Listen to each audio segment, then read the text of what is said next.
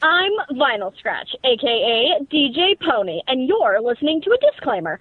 Judging by the flashcards I was just handed, the show you're about to hear apparently contains opinions not necessarily shared by any of the radio stations that play it. Well, that was pretty cool, I guess. See you fillies and gentlecoats later. Welcome, one and all. You have mistakenly tuned in to No Hooves Barred, but of course, you meant to be here because there is obviously no other podcast worth listening to. This is the fantastic voice of Sarf the Magnifico, and these are my co-hosts, the man who can only be described as comparative darkness caused by shelter from direct sunlight, Shade himself. Yes, it is fate that you are here. It is destiny that we are going to talk into your ear things. And don't forget M&S's, yeah. Yeah, and coughing in the background, finally here after his 2-week vacation. The guy who loves everything, because apparently he has no analytical opinion, M&S's. Hey, I'm here, and I haven't died yet from this stupid thing. Yay. Also, Sark, I got a question. Why'd your voice get deeper? Don't sound the same. Oh, hold on. It looks like in the last minute before our show, our guest that was supposed to show up is finally here. Oh, this is... See if he wants to join our group called Professional Podcasters. This is so professional. We are. Jump in the chat. Oh, yeah, well, we'll cut this little part out and really smooth we do the intro? No, this is a great intro, Sarf. We don't need to redo it. You can just pretend that there was no gap or anything. We interrupt this very smooth podcasting episode with some extra bonus intermission content. This is gonna be lovely to piece together after the fact. Oh, so great. Are you sure you don't want to just redo the intro when he gets back in? No, I mean, this is the No Hooves Barred experience, man. Oh, this is what people were expecting. Let's tune into this Back at the Truck podcast and see if it's worth listening to. Talked up everywhere. Most spammed podcast on the internet. It's everywhere. Maybe we can coin the term tailgate podcast. That sounds cool. I'll bring the brats and the beer. It's also and all vaguely risque. That's gonna be good. But explain why I'm not wearing pants. But you're never wearing pants. That is risque. Yeah, you know what I wanted to do? I actually wanted to do some homework and actually listen to some of the comedy stuff of our special guest headliner, who is our headliner tonight. He's headlining the special guest department because he's the only one. Haha. And I just got busy watching ponies instead, so I have not listened to anything. But I am in good company because I know that M&S's never does any podcasting homework, so I'm not the only one. So, Sarf, I always find it's better to go in fresh like a newborn daisy cow. Makes perfect sense in almost every way, except that it will be nice to know, like, a modicum of whatever we're going to talk about. But then I didn't follow this advice myself, so yeah, I can't judge you too harshly. Yes, guys, that's right. We're just a bunch of amateur hacks. We don't really know what we're doing. I mean, normally it isn't this bad, but... You say that, but... I mean... I was listening... I mean, normally we don't have guests who show up 5 minutes late. Usually it's I was listening to an episode... a couple of days ago. Oh, welcome back. Okay. I'll just finish this halfway amusing anecdote. I was listening to this episode. I just put one on random and I thought, let's listen to us talk about something stupid on here, how much better we've got. And it was the episode with Fish in a Barrel. And oh goodness, that was a train wreck. Sarf was like halfway there. It was great. That was the one where you disconnected like 6 times and we were talking about giving up and re-recording at a later time, like each time, and I was thinking like, oh no, I don't actually remember that. Your connection actually seems mildly stable. Shall we try to finish the episode? And then you disconnected again. Oh, it was so great. Oh yeah, that was back. Yeah, I would have had that connection. Oh god. Yeah. Those are the days. So anyway, Headliner is here. He puts on his headphones now, so I don't hear myself back. So professional. You have your headphones on now? Yes. It's not really working. Yeah, are they very Let close? me try something. You try something. What are you gonna do, Ammonites? He's gonna use telepathy. I'm going to be magical. Radio telepathy here. Okay. We all have to hold hooves in a circle and concentrate. Appeal to the higher radio deities. Oh, let this podcast actually go semi-smooth from this point on. And help me, please. Help me edit this monstrosity after the fact. Help me. What? So welcome back to No Hooves Barred, live from Headliner's iPad. Oh, yeah. Professional. Oh, sorry. Quality radio going You on were right here. saying, our special guest, who is he? This is Brony Comedian Headliner, who is attempting to become the first to create a Brony-oriented comedy album entitled Laugh With Me, and that's due to come out later this month. Yeah, I actually just recorded it 2 days ago on Friday, and I had my last show of it earlier today. Excellent. So, what is your main goal in trying to create or trying to be the first person to come out with an album of that type of content? My main goal is not to become famous or anything, or anything like that within the community. My whole end game here is to just get people interested in comedy, because I think stand-up comedy is something that could easily be a lot more hyped up within the fandom, and a lot more talented people could be doing it that aren't within the fandom. And I want others to be inspired to actually do comedy. I want people to listen to my album and think, oh man, that was so great, I would love it, I would love to do something like that. Or I even want them to listen to it and go wow, that was horrible. I hope they don't say that, but even if they do, it'd be man, I could do such a better job. Good. I want all those people that think I'm terrible to go out and prove they're better than me. I'd love that.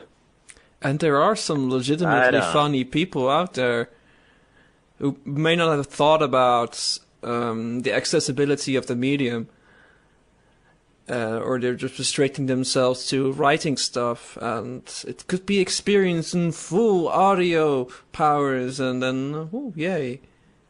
But I'm not sure if we actually got any questions in, but I don't care, because I actually got a question for you, right? Actually, contrary to that, none for the content, but we did get a Fano novel.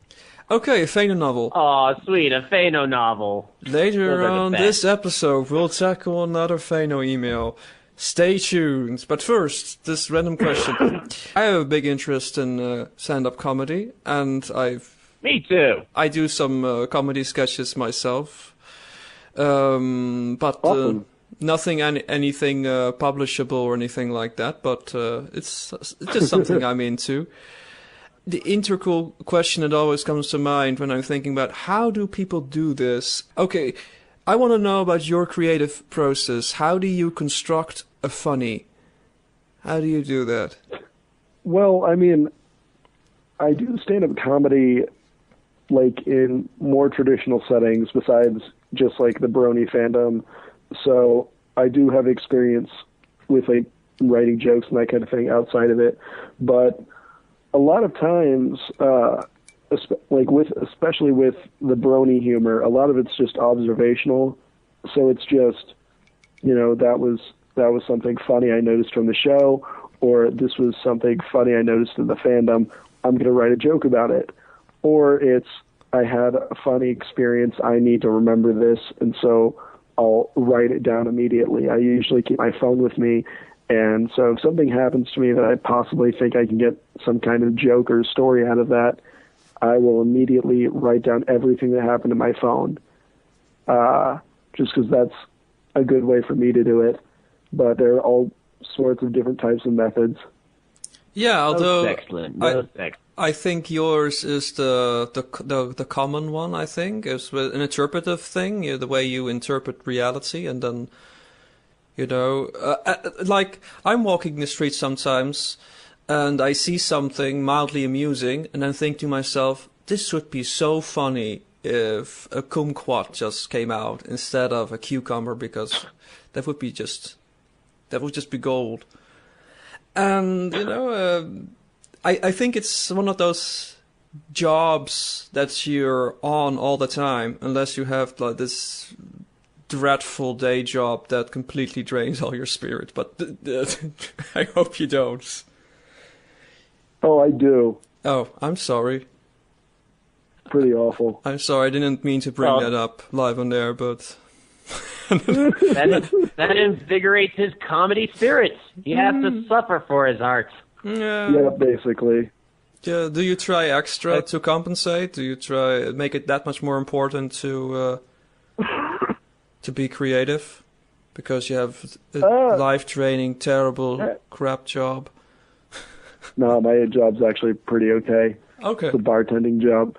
Okay. Oh, there you go. Lied. He told a fib. That's actually probably ripe for comedy. I guess. It's in like a 4-star restaurant, so it's not really a place like where you can be like really informal. So, not necessarily. It's just good because I get nice tips. Okay. Nice tips always good. I just wanted to add on actually to my answer about joke writing a bit, just because a lot of people in this fandom have, I guess, a bit of a misconception about what exactly like the difference is between like a stand-up comedy style joke and just like a joke. Like we all have like little puns that we like to tell each other as kids that we think are funny, but if any, like if you told one of those like as a stand-up comedian, you probably wouldn't get any laughs. And I notice a lot of people in the fandom consider themselves, to be hilarious if it's like, man, it's hot in here. It needs to be 20% cooler. Like something like that will like other people around them will be like, oh my God, you're hilarious. You should do stand up. And I don't. It's like a lot of those just like show references is what a lot of bronies find funny, which in a way I don't really like, because I appreciate more, I want to say like creative humor, if that makes sense. Yeah, it makes sense to me at least. I don't particularly find the meme style humor very amusing myself. It's very much like to put it meme style. Throw away one picture humor is something you see and it just goes straight away again. Whereas what you're talking about, stand-up comedy is it's writing, it's a story. You're telling a story, and it's very hilarious story because stories are based on life, and life is hilarious. If you pick out the funny parts, then you're gonna be in for a ride. So the idea behind your kind of comedy, you're trying not to do brony oriented comedy, but rather just kind of the brony comedy. So you're not just trying to make comedy that may not necessarily apply to them, but actually be brony comedy, unlike a lot of the other comedians you've seen. Is that correct? What do you exactly mean by that? I get a little lost there. Yeah, I don't get it. Sorry? Hold on. Nobody understands. You mentioned at some point before that you wanted to do comedy that wasn't just oriented towards that group of audience, but rather actually had to do with the show. Oh, I kind of get what you mean. I mean, that's not necessarily what I meant. It's, I guess what I meant was just, people, I think this is an answer to the question at least. I said that I do other stand-up comedy, but that I just meant that I don't only do stand-up comedy for bronies. Like, it's not something I do exclusively in the fandom. But I make jokes that aren't just references to the show. Like, it's not just a quick Scootaloo chicken pun. Like, you know, it's not basically what I consider the lowest common denominator of humor. Like, whenever I hear someone make a joke, I mean, yeah, they're funny, like, in, like, just, like, talking, but if I see someone, like, doing comedy, or, like, because I go to, like, open mics that happen at conventions, and I see someone do some sort of Scootaloo chicken pun, I see that as, like, doing a fart joke. It's just the lowest, you know, it's the lowest of the low for humor, because you're just going for the easy shot, you know? Well, it depends on how you position it, of course. I mean, there can be a lot of technique in the timing. You can find the one way to deliver that terrible joke in a way where people don't expect it and are absolutely blown away by it. It's one of those hard to grasp elements of the style of humor, I guess, because humor is so hard to write. Because everybody has a different style of humor, and you know, nobody can really say with authority that person is funny and that one isn't, because everybody's opinion is just going to be different. Do you find it challenging, of course, to live the life of the impossible dream of being funny to everyone? I guess you can't. And if anything, the fart joke is the universal joke that everyone can agree upon. No. Yeah, actually, it's true. Universally speaking, fart jokes are the one thing that everyone laughs at. Beyond that is mostly culturally dictated. I mean, I don't laugh at that stuff, so... Yeah, but if you're a dirty liar, Star, if you're a dirty liar, you snicker at fart jokes like everyone else, bro. In Canada, there's no humor. It's well established. It's not been invented here yet. They're just apologizing in maple syrup. So going back to what you were saying before, how exactly do you make your comedy differ if it's still going to have to do with the show, but not be those kind of references? How exactly do you make your comedy differ from that? Well, it's not when I'm doing a joke about the show. A lot of my humor for this album, because obviously now that the album has been recorded, and once I put it out, I'm going to start performing different jokes. I tried making this one, since it's my first album, I tried making a lot about the beginning of the show. So I talk a lot about the first, technically the second episode, where, you know, about the elements of harmony and the situations in which they got their element of harmony, that kind of thing. And so instead of just making, like, it's a difference from making, like, a pun reference to the show, like, for a quick little, like, quip that's just trying to be it, and kind of making an observation of the show and building off of it, like, kind of think of a good example. I'm a little just kind of exhausted from my day, so I do apologize. Your humor reserves are drained. I need to recharge my humor reserves. Well, it's okay. Like, you don't have to be at your best to be on our level. Yeah, we're pretty low denominator. But I get what you're saying anyway. I don't care if you don't have an example ready.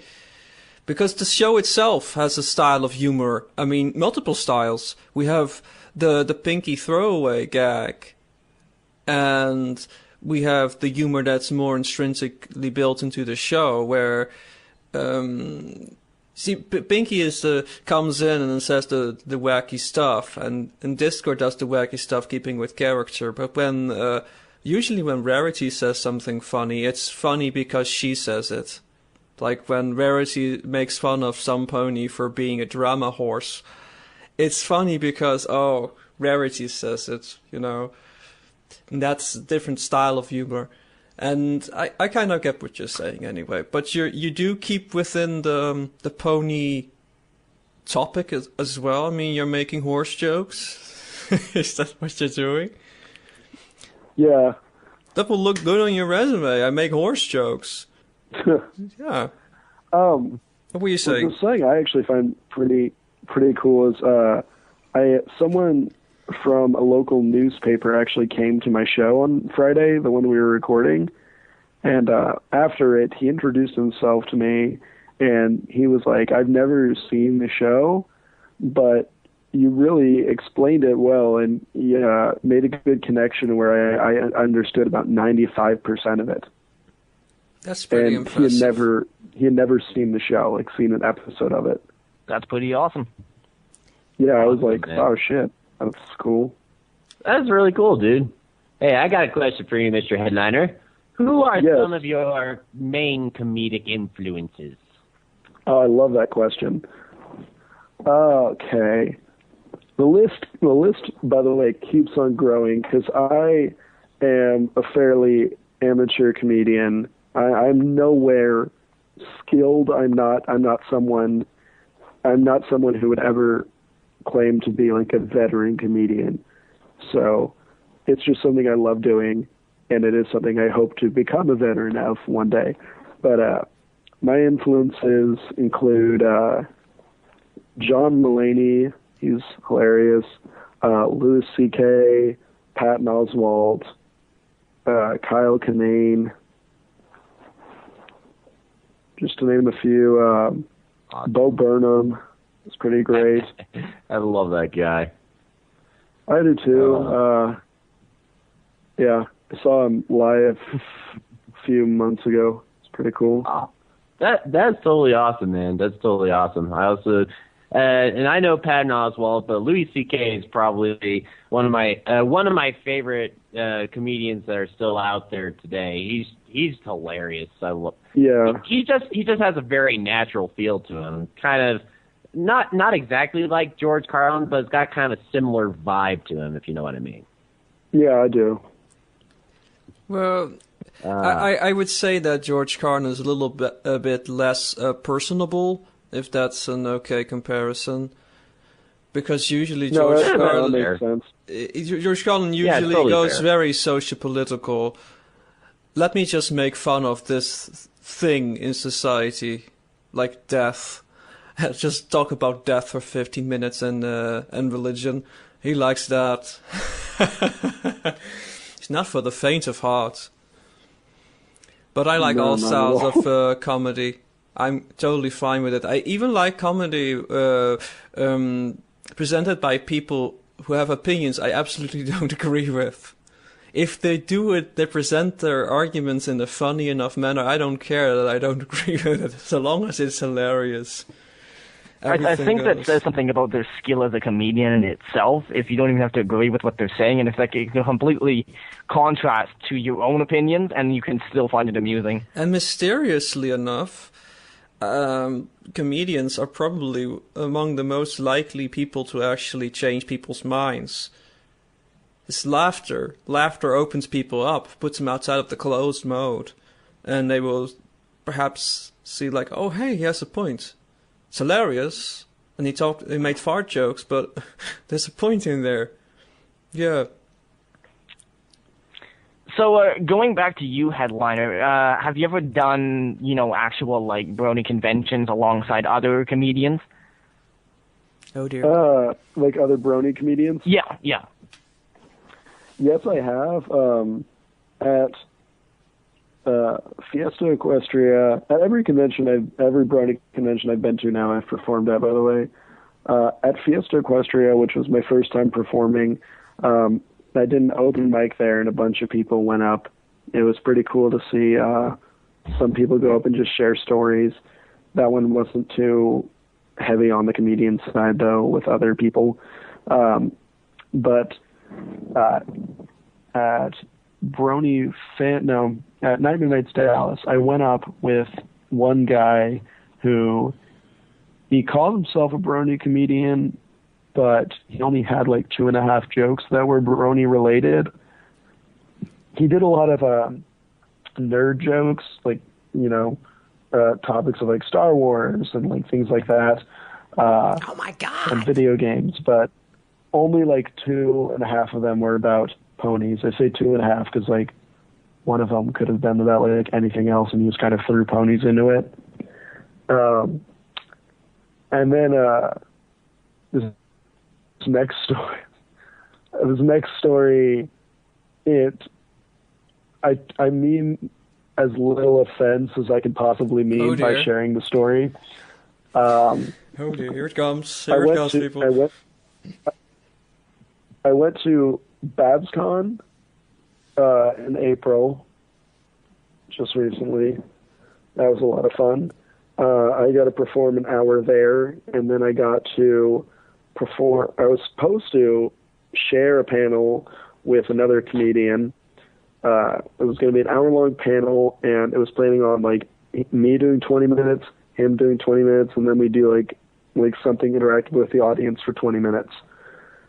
Instead, the guy had gotten drunk, and he just kind of spent the whole panel interrupting me. We'd try talking with the audience, and I'd like try cracking jokes or anything. This guy, by the way, had never performed stand-up comedy before. This sounds like a podcast I know of. Oh, it's ours. No, we keep interrupting each other. This is we're that guy.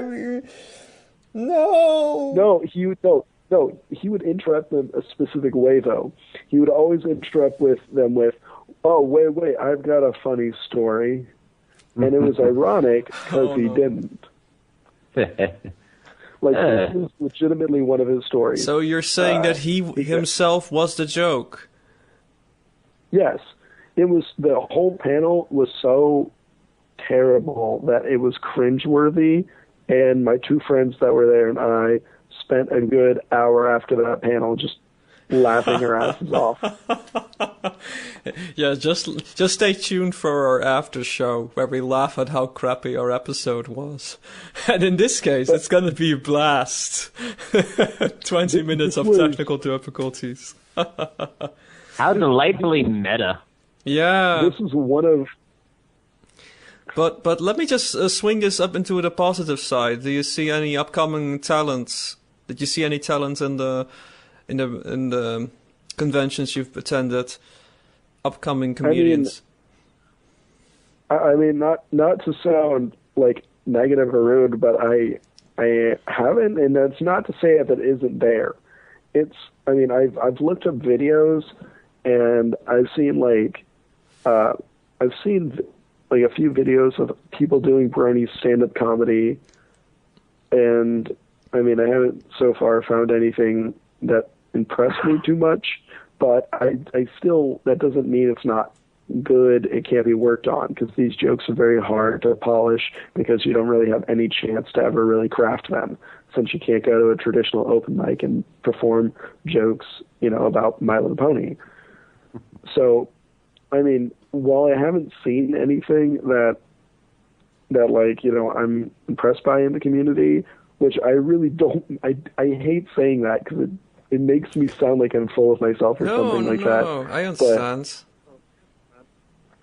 But, I do wish for people to still keep trying, because I've seen, there's people, I know there's one guy who performed stand-up comedy at a running of the Leaves Con.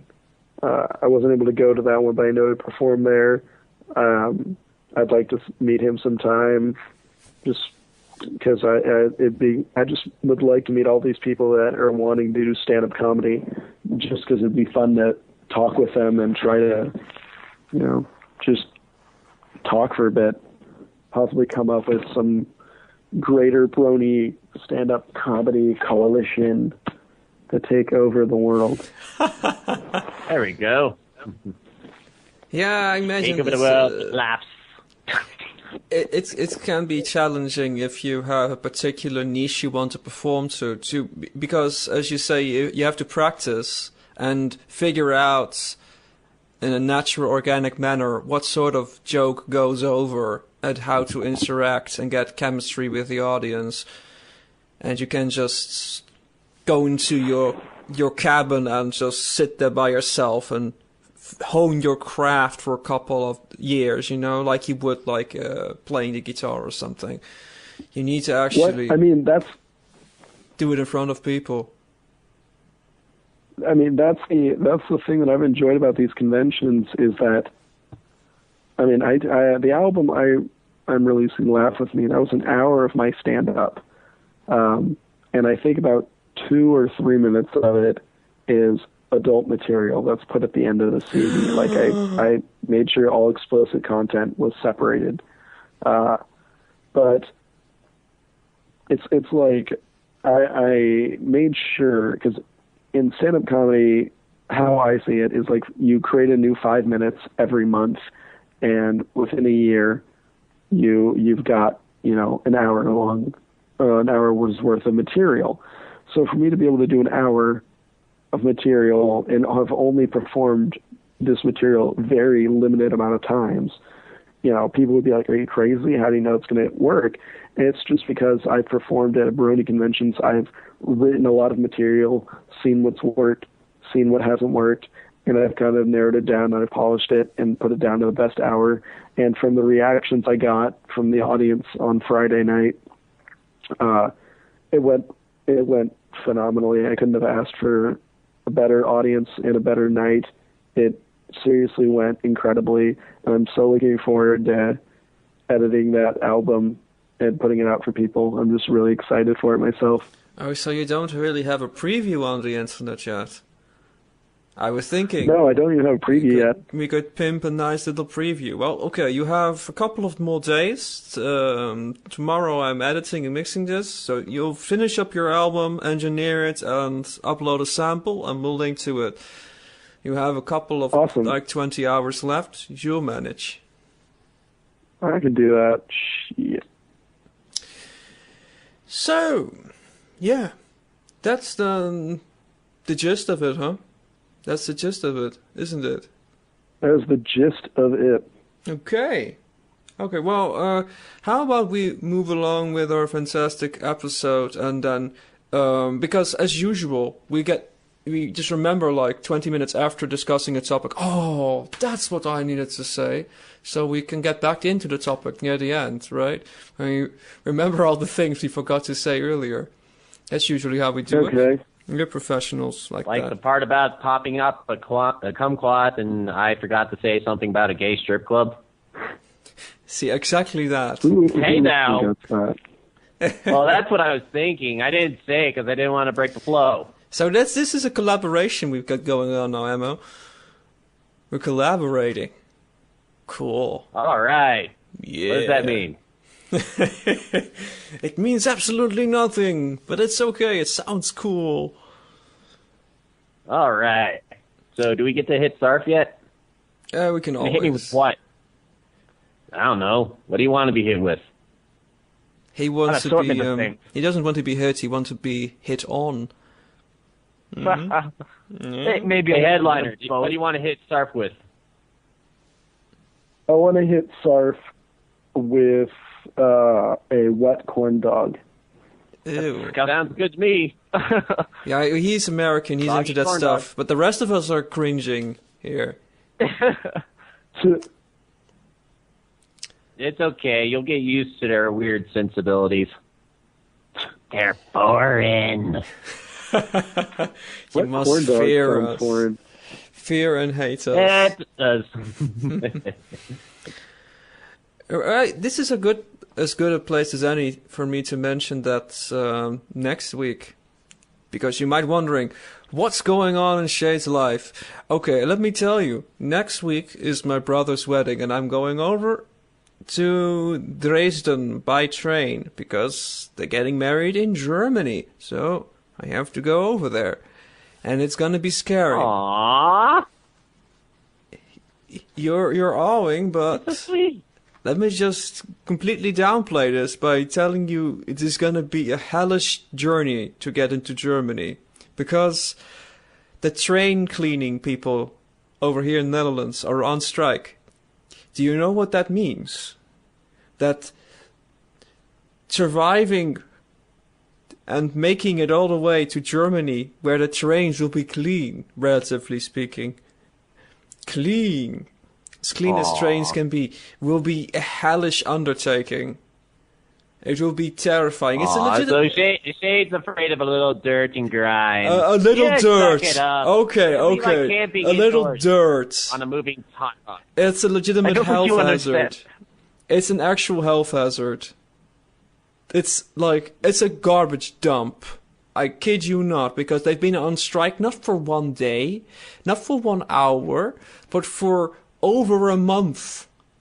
And nobody is allowed to clean anything, because then you will interfere with the strike.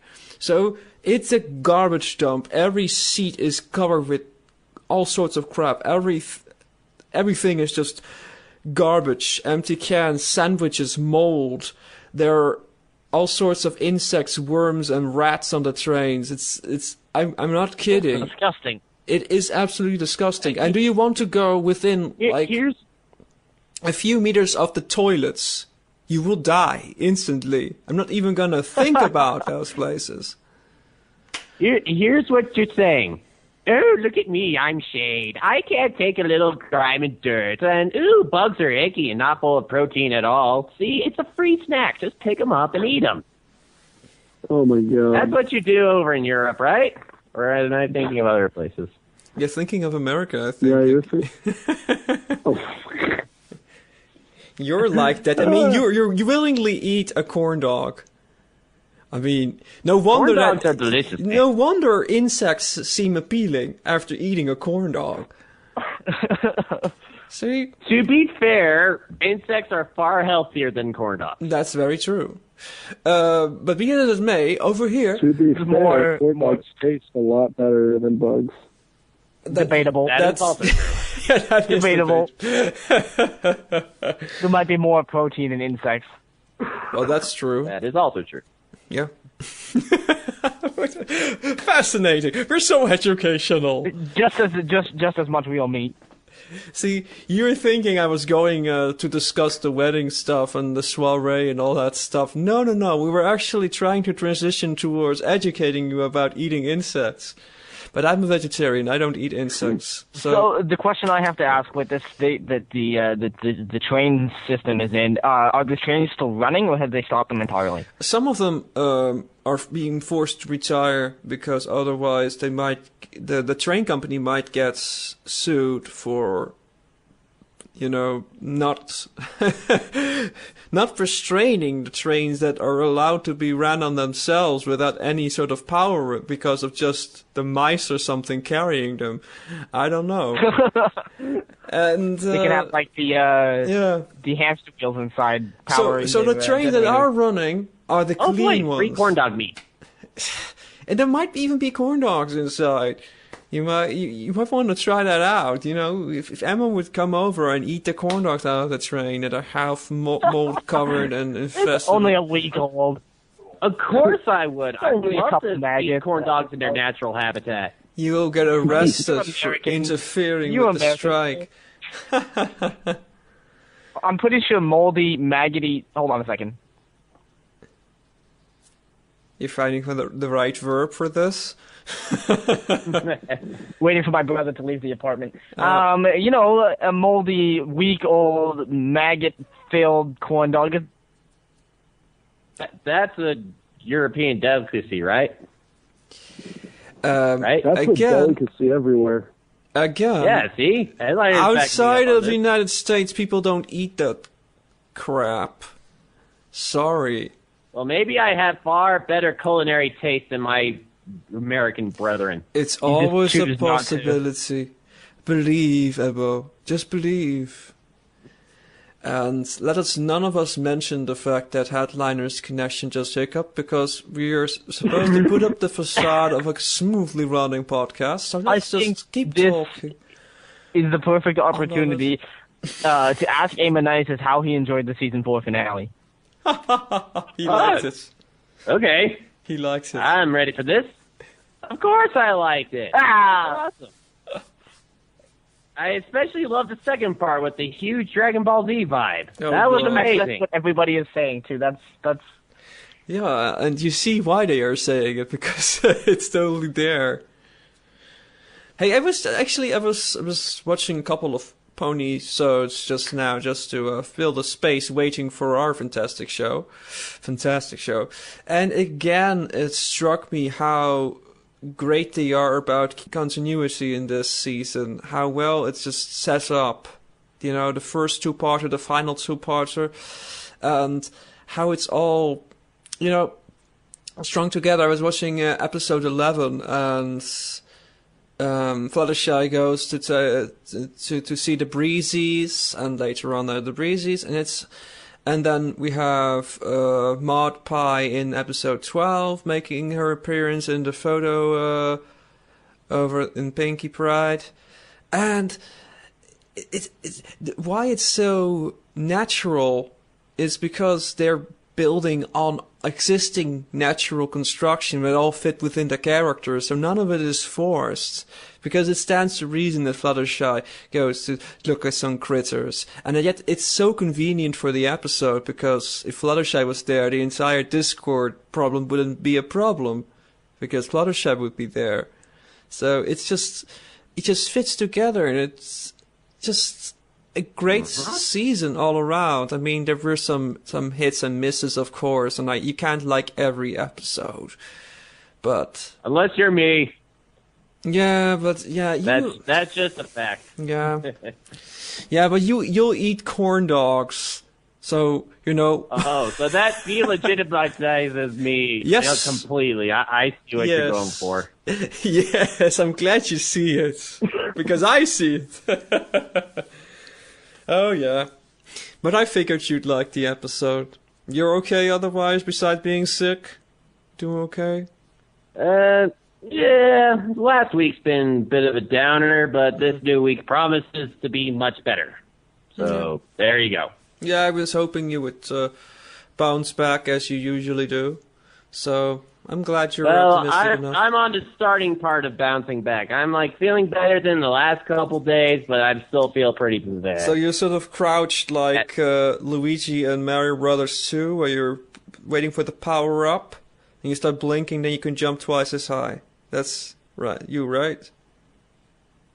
Yeah, that's totally me. 'Cause I'm Luigi. Totally. We always are talking like this. We were talking the fake Italian that nobody actually talks like. Just because we like that over here. We like to enforce these stereotypes. Oh, Safio, will you join us with your fabulous, magnificent accent, Sarfi? Will you do it? Put the pomodoro on your head, and the formaggi, and the basilico, and the oregano, and the pizza, and the pasta, and the tortellini. No. You're being pulled in like a black hole, sir.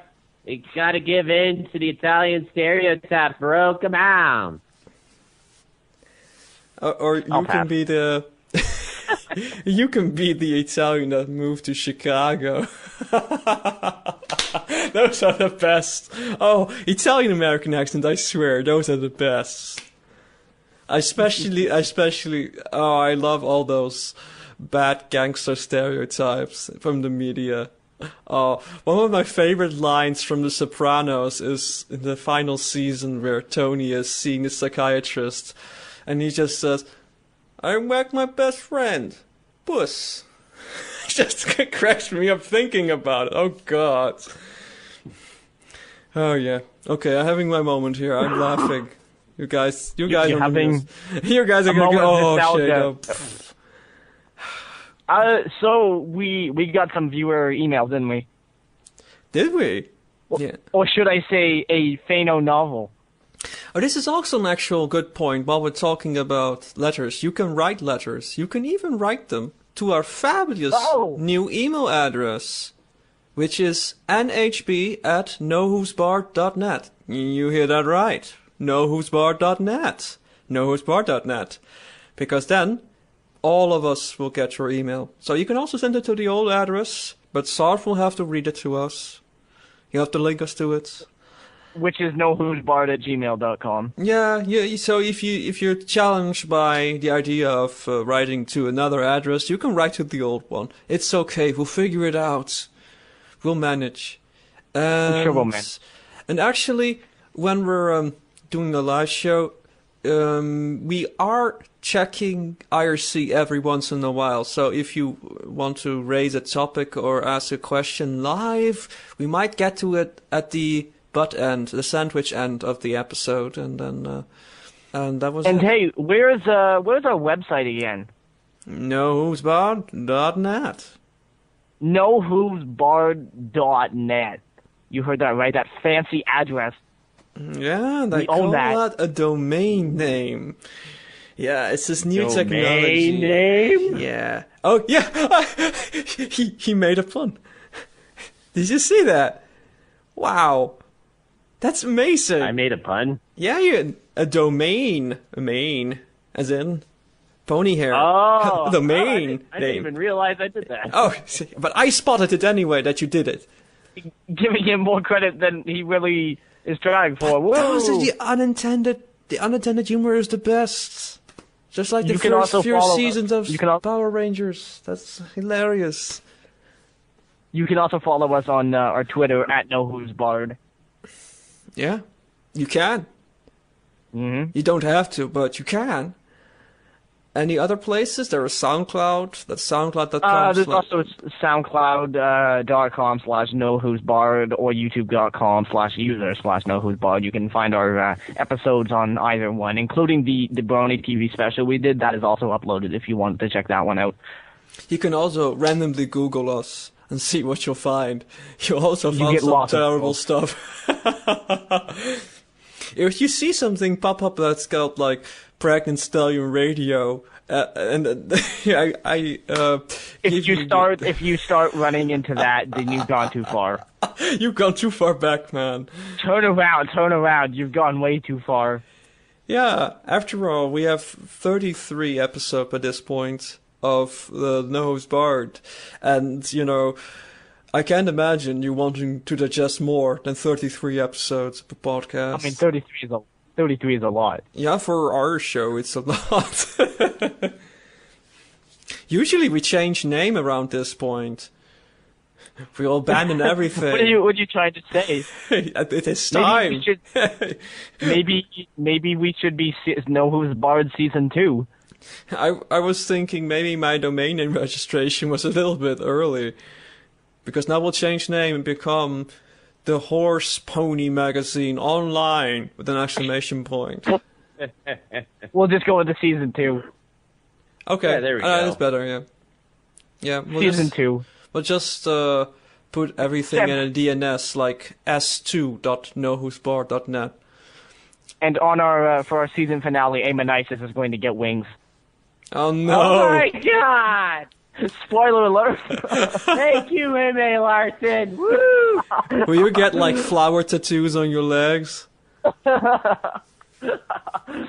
I'll be the prettiest princess ever. Will you wear the Fluttershy panties? I will wear them proudly as my new princess crown of the magical land of Sandwich.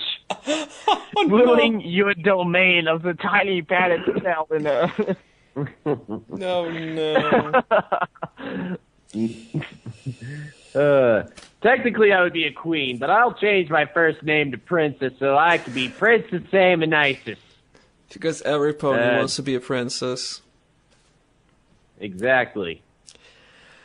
And I am one. And you all bow down to me. So, wow. Come on, man. I'm poking my mic really hard right now for emphasis. So, you know what? We're gonna pretend that Headliner is still here and listening in the background on the other side of the room and waiting for us to read our listener email.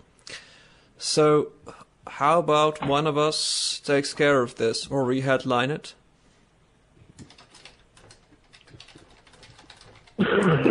But of course, for that to happen, Sarv has to paste the address. Oh no, it's up there. Sorry, I see the email. So, it's 4 paragraphs. I can do this right quick if you like. No objections are raised. I'm gonna read it. I object. Oh. You can do it. That's a perfect monkey wrench. Just say, whenever someone's going, oh, nobody's objecting, I object. Objection! Sustain. Okay. Oh, but dear jury, please listen as I will read this email sent by the Fano. Captain Fano writes the following. Hello, I wanted to make an observation about the relationship between Diamond Tiara and Silver Spoon after Mr. Raindrops brought it up in your Brony TV special thing. That's right, it's a special thing. I'm not sure if there had to be any majorly traumatic event that caused Silver Spoon to become attached to her friend, but I have had similar experiences with her situation in the past, okay?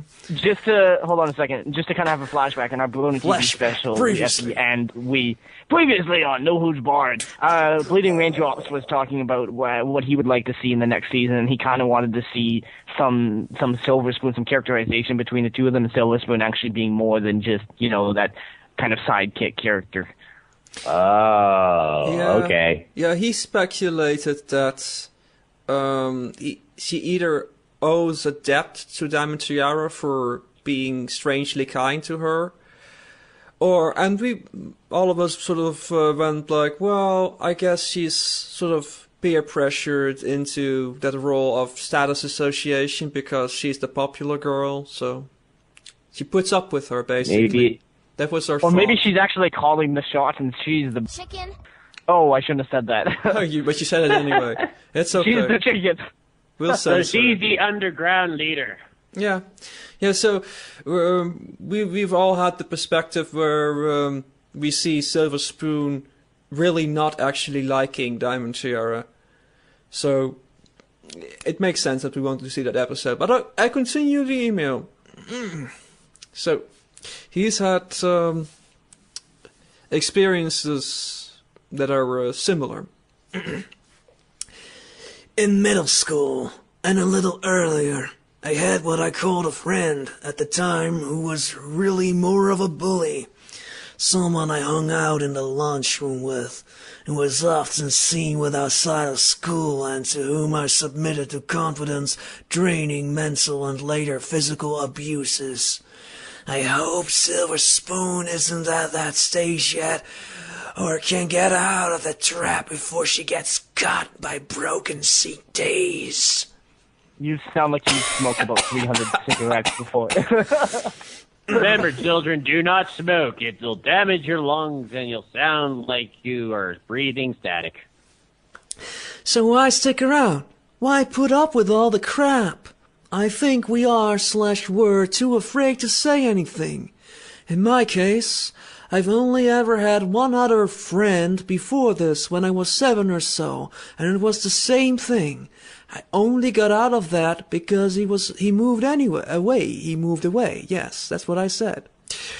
That's what you had to say. Absolutely. I make no mistakes. I am a perfect reader.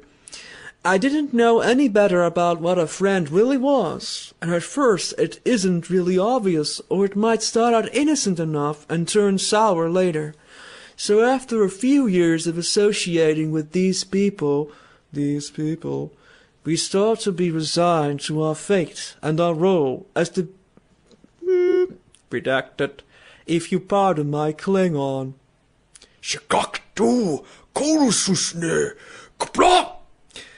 We're going to have to censor all of that for fear of copyright and lawsuits. You're using our copyrighted language on your podcast. Stop Is it a copyrighted language? I wouldn't actually know. No, it's not. No? Well, there you go. Use it a lot. Maybe we'll do an entire And also, episode it's like a that. fair use thingy. We're protected. Okay. You have no honor. We have no other friends to speak of. Encouragement from well-meaning but unaware parents only makes us believe it's just how things worked.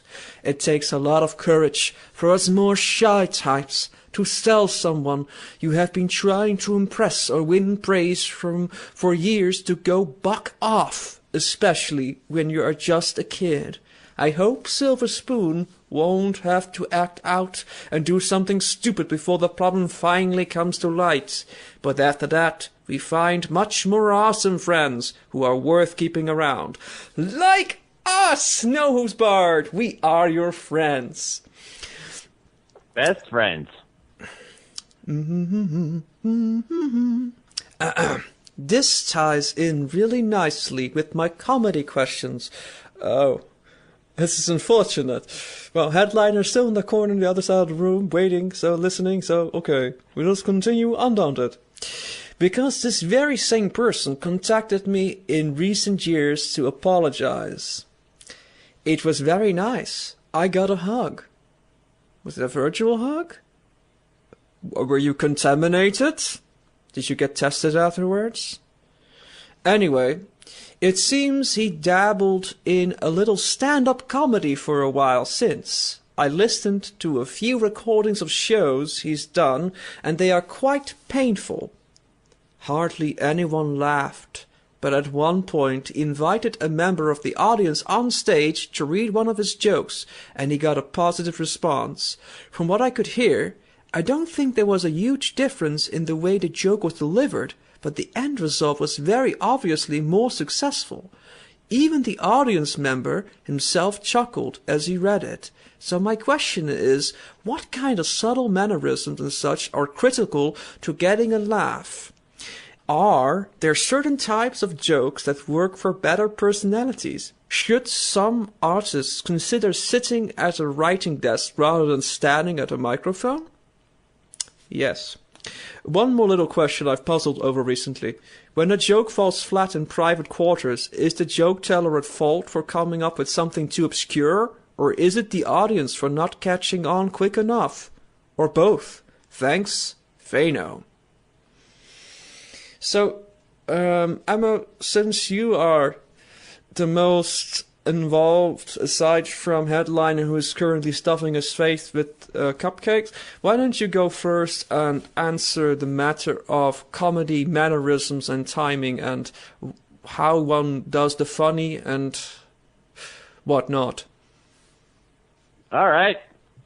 Well, we have discussed this quite, well, a little in depth when the headliner was, still in the realm of existence and not eating cupcakes. But, there is a lot of subjectivity to humor. I would say that you need to be aware of the, who you're delivering the jokes to. Like, is it an American audience? Is it a Canadian, European, et cetera, et cetera? Obviously, you could go into more niche territory, varying by region, state, or even by group organization and whatnot. So you need to keep your audience in mind. But another thing to keep in mind is timing is everything when it comes to comedy. It works, like a clock. You need to deliver, the jokes in a way that fulfills what they need to do, cause people to laugh, let them laugh it out, move on. I like that. That's very important. And I do think that there is, humor differences between person to person because every person has a much different idea of humor than the next. Like some people are more into satire and some other people are more absurdism or whatnot. You got your people who love the George Carlins of the world, and then you got people who love Mitch Hedberg, and some people will laugh at a broom talking to a piece of cheese about metaphysical quantum mechanics. And then there's people who like Dane Cook. Yeah.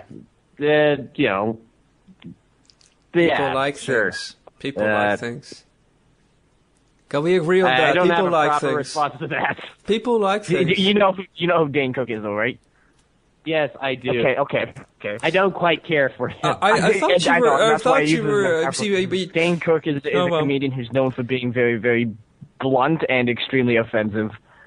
Yeah. I will say this. I like his stage presence. I just wish his jokes were actually good. I mean, yeah. Yeah, and that's the thing, is his jokes are just, they're really harsh, so sometimes it's kind of like, this isn't really funny, but yeah, he's really good at having... It's South Park on stage. It's not even that they're really harsh, it's just that they're not good. Period. Fair enough. Yeah, but people can say that about South Park as well, but people legitimately like that sort of bluntness. And... So, you know, you can't really judge, but it brings up the stand-up comedy thing, where a lot of the technique is the same as in writing, but it's harder to put a finger on, because you also have to make promises. You make your promise at the start, it's lighting a fuse, and it's basically saying, I'm going somewhere with this, and you're promising to deliver then. And you can't go straight to the explosion either. You have to keep them going, and then make an aside if it's too long, and then at the end it's and it's all worthwhile, and all that anticipation is what gets people laughing that much harder, and also makes them appreciate your craft. As for doing the telling the jokes like that people don't understand, in writing there are similar sort of rules. If you're employing jargon or things that only a select few people will understand, what you need to do actually, because you can tell those jokes if they're your style, but you need to explain what you're saying. So, like, for example, if you're gonna make jokes about our horse fandom, you have to kind of explain, and do it in a funny manner, incorporate it into the joke, so that everybody can understand your joke. Well, not everybody. I think that's what Headliner was getting at earlier as well, when he mentioned that there was a news reporter who had been in the room when he was doing his live performance on Friday night. That the news reporter pointed out that it was jokes that applied to everyone, because you could understand 95% of what was going on in the context behind most of the jokes. Previously in No Hooves Barred. On this very episode. Yeah, I'm gonna paste it in there so people can hear it. And add like a sound effect at the end, going... And now back to our episode. There you go. Yeah.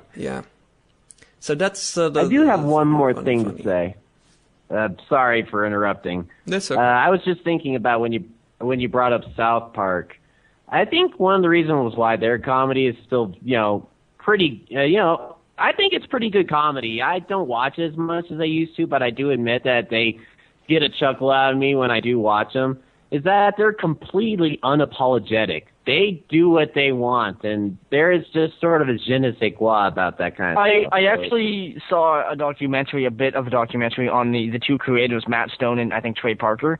And I mean, the way, and I think one of the reasons that they can be pretty successful with their jokes is the way that they write the jokes is that they're not trying to write the jokes or write the show for anyone except themselves. They literally just try to make each other laugh. Exactly. And that's probably the best way to go about it sometimes. Yeah, and a lot of humor nowadays is basically observing content and then throwing up immediately.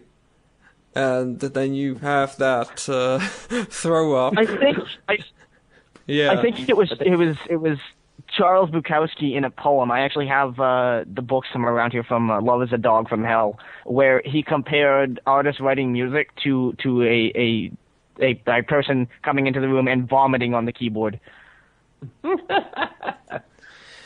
And he actually compares in the same poem that people enjoy watching him vomit on the keyboard, and he gets paid for it to vomit on the keyboard. It's a very good poem. Yeah, well, there you go. See, he found his audience. That's what all artistic people do. Bukowski's a different character. They open all their veins and their orifice and just let it all come out. I'll leave you to think about that for a moment, and hopefully you're not thinking about the Dutch trains right now. Okay. So, a bit of a tangent. Oh, sorry. A tangent. Just because we brought up Trey Parker and Matt Stone, I've been to Fairplay, Colorado, which is the city they grew up in, and that's where the town of South Park is based in. And it looks pretty frame for frame the same. So what? I'm pretty sure there's actually... I don't remember in the documentary, but isn't there an actual place called South Park where it was pretty much the same thing? Or It is the region. The region of South Park is a large flat plain area in the middle of the Rocky Mountains. I live about an hour and a half away from there. Cool. And Fairplay is the town that it's based on. It's Fairplay in South Park, or as the show is called, South Park. You're so educational, Emma. This episode is really educational. Telling every pony how to be funny, and also insects have protein. You should eat them today. And South Park. Yeah, origin stories. Do we want to talk about the bullying thing that Fano brought up? Actually, I have an interesting thing to add to that, because he mentioned that this person that he had been quote unquote friends with had come back to him and apologized and gave him a hug and all that type of stuff. And I can actually relate to that, because I remember from my early years of high school, I kind of went through a bit of that, you know, a bit of bullying. I suppose I wouldn't even call it bullying, because it didn't even faze me at the time. But I remember he must have dropped out in grade 11 or something like that, so about a year and a half later, and he actually ended up sending me a message as well as a large group of my friends, and, you know, basically this long, couple paragraph long thing about how he was trying to change his life and he felt bad for all these things. And I mean, what he did to me didn't even it didn't faze me at all. It was just simple heckling, and it wasn't even that often. It was very infrequent. So it was just kind of bizarre to see someone that, you know, threw a couple odd, poorly based comments at me a few times that would, you know, go out of his way to apologize to me with this big long-winded message. Well, I'd rather see people who take more responsibility than they possibly should than people who don't do it at all, because there are many more people who get really damaged by a few lines and they never get any apologies. They apologize to themselves for the rest of their lives. So yeah, that's the beauty of being young. You get your traumas and you get your damage, and what a downer note. Why are we discussing this? What did you want to interrupt with, Ammo? Hold on. Going off of what you were saying, Shade, I think there is some legitimate points to getting all your damage and drama out of the way in high school. It does make the rest of your life flow a lot smoother in a sense. I was going to say, though, that, you know, all my bullies, except for a couple, apologized to me. So, you know, I learned to forgive them. And the one that was the real big bully to me moved to Kuwait, so I never had to see him again. Well, see, I just, all the high school stuff, I just closed a chapter, and, I mean, that's also before the internet, so maybe it's easier, I don't know. So maybe I had some luxury option that other people might not have nowadays, but people don't get the chance to apologize to me, and I don't care if they would want to or not, because I just decided it's not me anymore. I'm moving on. So, yeah. And although I kind of objected, I still agree with you that when you're young, you're supposed to be miserable, basically, at least by society's will. They just go, you're young, you're supposed to suffer. Here you go. And then when it's over, it's possibly over. Maybe. Yeah. But I agree with Fano. People just stick around because they're insecure. People who are bullied are just as insecure as the bullies themselves, usually. So everybody wants to find their place. Security. Yeah, everybody wants to get by as best they can. It's just a survival tactic, going back to our monkey brain instincts. So yeah, I think that's also the case with when we're kids. We are the most monkey-brained. Yeah. I often think that kids are more like kobolds and goblins, really. They're not really like demon-like ogres or anything like that. They're more like mischievous pranksters who are just sort of mindless, and by nature they seem very irredeemable. That's just how it is. Oh well. Anything else we need to talk about? Have we Yeah. done everything? Have we completely handled this? Just wondering when Headliner's going to be done with all his cupcakes. I think he Never. might just have to be eating them forever because there were a lot of them. Endless amount okay. of cupcakes. But it was great when he was still empty-mouthed and he was talking earlier, and that's what counts. Oh, this is such a helpful episode. She expresses his condolences that he could not on the concept of good podcasting and not creating noise. He could not finish the episode with us. Ah, okay. Oh, he actually says that. Well. Okay. Okay, cool. Send him a hug from me. Yeah, it's okay. I mean, we had him on. He did his advertisement. He used our show as a platform for his own gain. So I guess he doesn't need us anymore. That's okay. It's okay. We don't mind being used like that.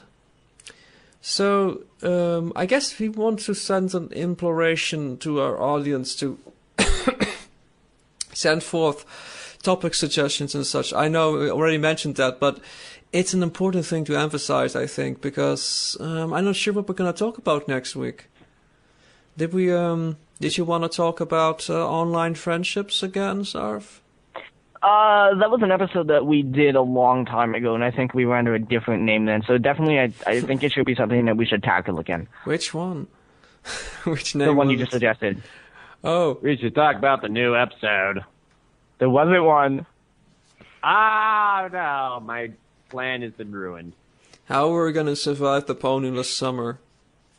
I think we can get by. But if you have any topic suggestions or ideas, feel free to shoot them over to No Hooves Barred, NHB at nohoovesbarred.net. I have to get used to the new digs.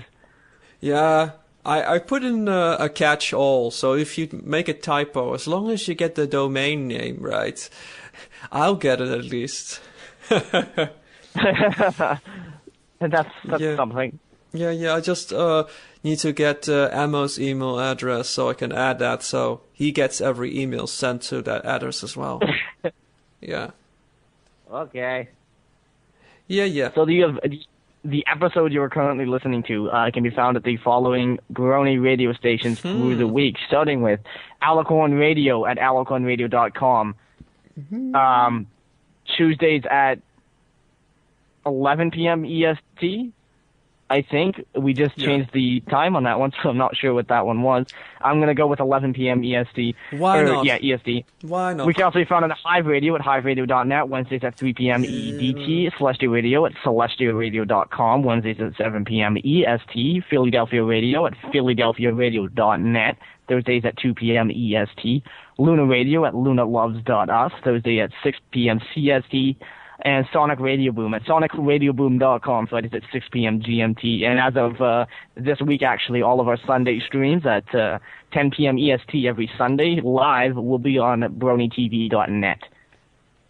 Yes, that's right. Absolutely correct. Yep. Ooh. That's totally it. Whew. So what are you guys in for while I'm in Germany? Are you gonna do something cool? You gonna hang out with your peeps? Guys? No. You don't have peeps? He doesn't have peeps, Ammo. I'm gonna get better and train. Train a lot, like I normally do. Kick germs. Kick them around in your body. Yeah. Will do. Kung Fu Fighting, Doctor Edition. Die cold. Did you know that those cats were fast as lightning? They fought with expert timing. It was a little bit frightening.